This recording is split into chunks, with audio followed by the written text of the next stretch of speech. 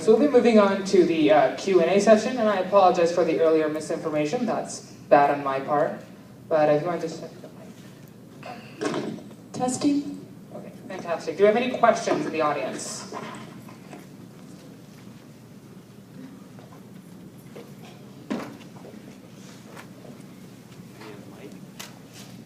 So when you were talking for Habitat for Humanity, this is a question for Tiffany. When you were talking about the poverty and the 48.5 million people that are in poverty, what qualifies them as being in poverty? Do you know?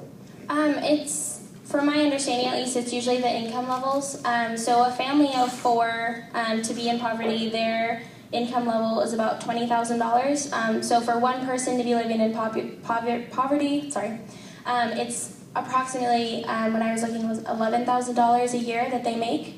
So it's usually by monthly and yearly annual income, or that's what I've noticed. Thank you.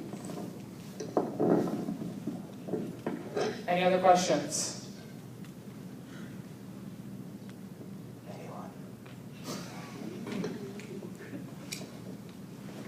Okay, so you all spoke on the same problem of poverty, which is obviously a very big problem in our society and in the world.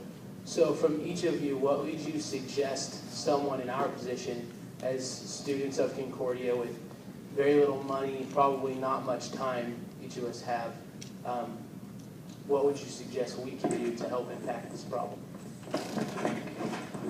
Well, one thing, what was that dirty word? R-E-A-D? Read? For me, I think that the biggest thing, if you walk away from here tonight, is to really truly understand that poverty is structural. I think that was a very good point.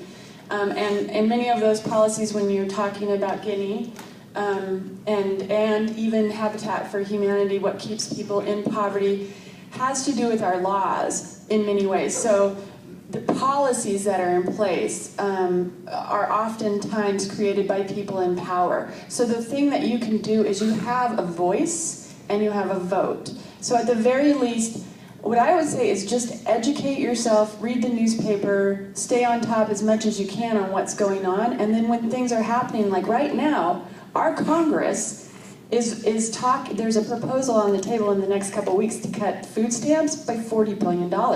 They cut it last Friday by $11 billion. It's easier to build a fence at the top of a cliff than drive an ambulance to the bottom. So if in the what's happening with the recession right now is you're seeing an improvement on the news. They talk about an improvement in the recession. Well, the only people who have income that are rising in this recession are the top %. So it's really a trickle-up recession right now.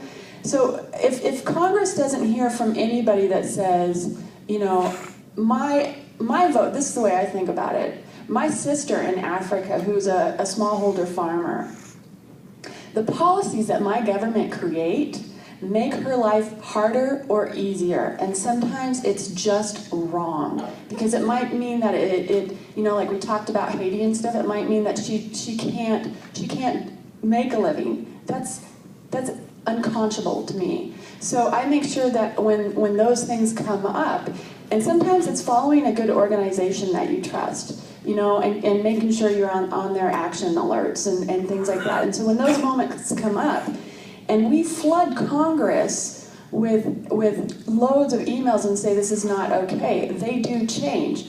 For example, the sequestration, the automatic cuts that are happening right now, okay? People got mad because they had to stand in longer lines in the airports, right? And they flooded Congress with phone calls, and within a week, Congress changed the law just for the airlines. Just for the airlines. Do you know what's getting cut right now? WIC. A Women, Infant, Children Supplemental Program. That means, like, you know, that 1,000 days I was talking about nutrition, that program is probably not going to be able to work next year. 8,000 Oregonians depend on that to get their children proper nutrition. It's about education. It's about really addressing systemic poverty and making a change for these children. So that's what I would say. READ, and then take action, the little actions that you can. So, if you hadn't guessed by now, I'm revolutionary, so I got to keep it 100 with y'all. In terms of your question, you know, you all are students, so what I would implore you to do, this is your chance. You don't think you have time now, but you have more time now than you'll have in any other time in your life, my man. So use it and get information in your head and make sure you understand how to critically think. If you leave this institution and you don't know how to do that, then all you're leaving here as is a slave. I'm sorry, that's what it is. You got to be able to think for yourself and challenge ideas, challenge things. That's what I would suggest you do. Learn how to challenge things that don't make any sense to you.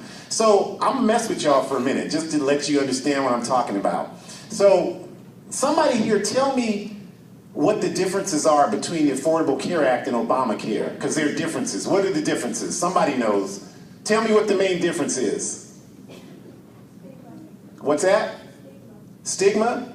Okay. Anyone else? What's the difference between the Affordable Care Act and Obamacare? There's a fundamental difference between the two. What is it? The name? Yeah, the name. Like, what do you mean? Like the name of they're the same. Different name. Okay, somebody said they're the same. I know that. I know there are a number of you here that didn't know that. You're not going to admit it, and you don't have to. That's okay. But the point is made, okay? Because if you look at TV news, again, if you look at CNN and CIA, they'll have you thinking it's two different things, and most of you are like, yeah, you know. I talked to a guy at the gym the other day, and he's like, well, I support the Affordable Care Act. I just don't like Obamacare. And don't get me wrong.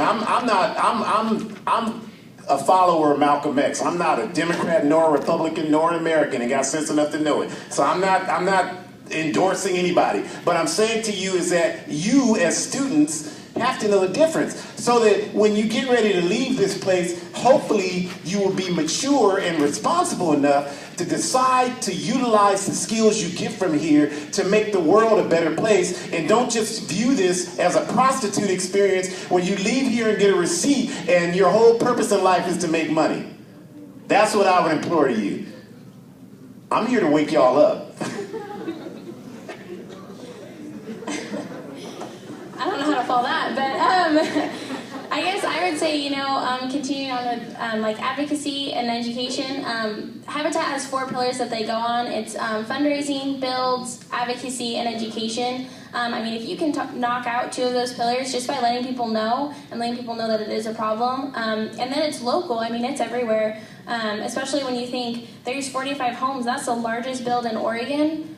Usually they're kind of scattered everywhere, but this one's really built in the community. I mean, most people don't know that, and I think that, I mean, it can affect anyone. You know, like there are people like on this campus that have been directly affected by Habitat for Humanity, and I think that that's something that people really don't know and don't really pay attention to. So I think that advocacy and education, as silly as it sounds, can go a really long way. Any more questions in the audience? You can speak up, it's okay.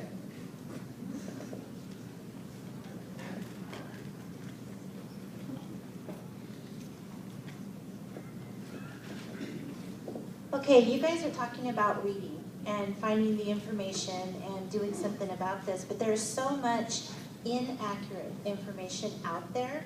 How would you guys suggest that we find the accurate information and get through all the crap, you know, like you say, the Affordable Care Act and Obamacare, even though most, well, I don't know about, you know that they're the same, but there's so many people that don't know that they're the same. And you see all the media, especially now with everything going on between the different factions of government, how all the misinformation is going back and forth. How do you find the accurate information? How do you find the sites that give you the download that you need?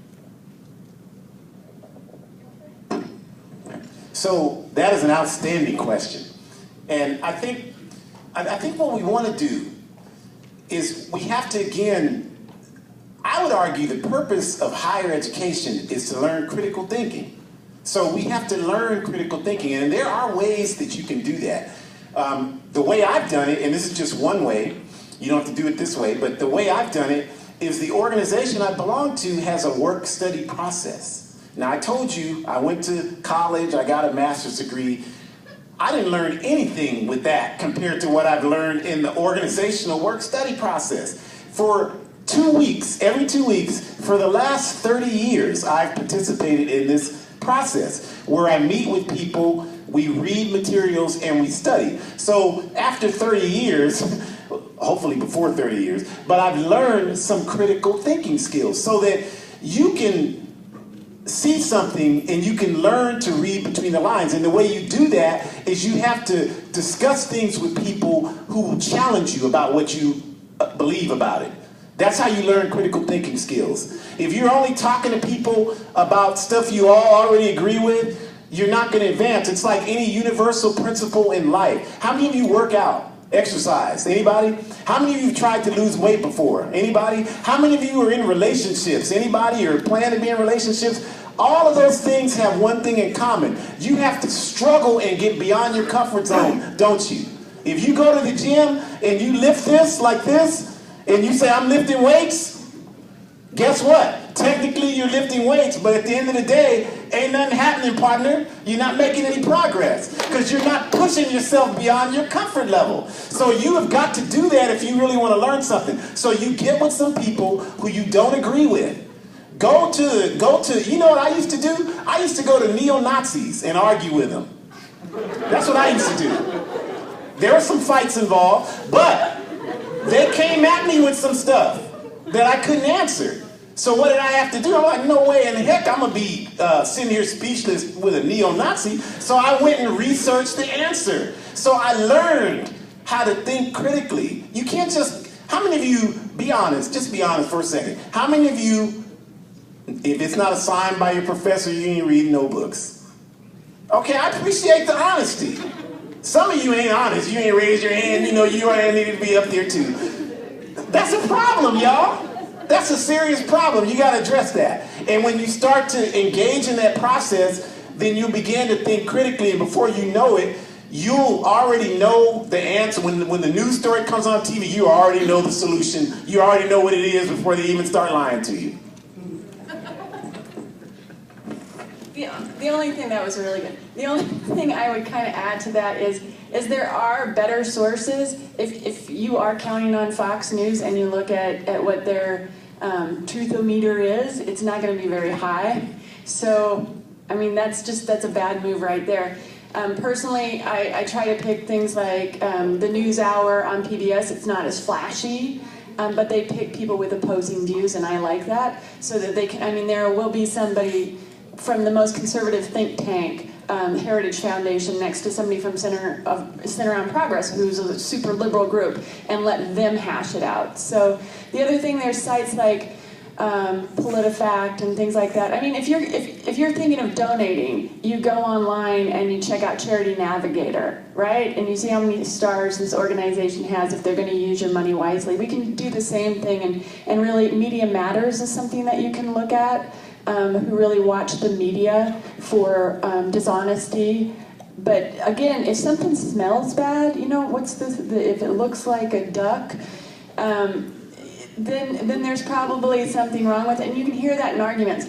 Oftentimes, you know, poverty-focused development aid or foreign aid, how many people, do you know how much we spend of our budget on that? Does anybody have a guess? Foreign assistance, how much do we spend out of our national budget every year? What percentage? 0.05. Okay, somebody's been READing. So, very good. Actually, you know, Kaiser came out with a poll a couple weeks ago, and the average American thinks it's 28%. So, I mean, that to me smells like a duck.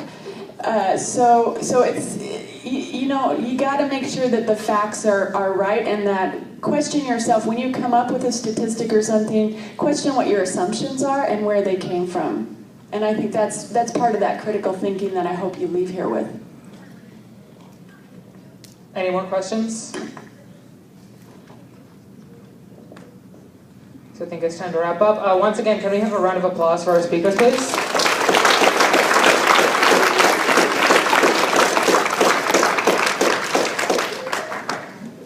Thank you all once again for coming. I know this isn't very flashy. It's not a sports game. It's not something super blazingly fun.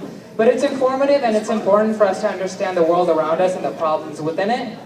So once again, thank you so much everyone and have a good night.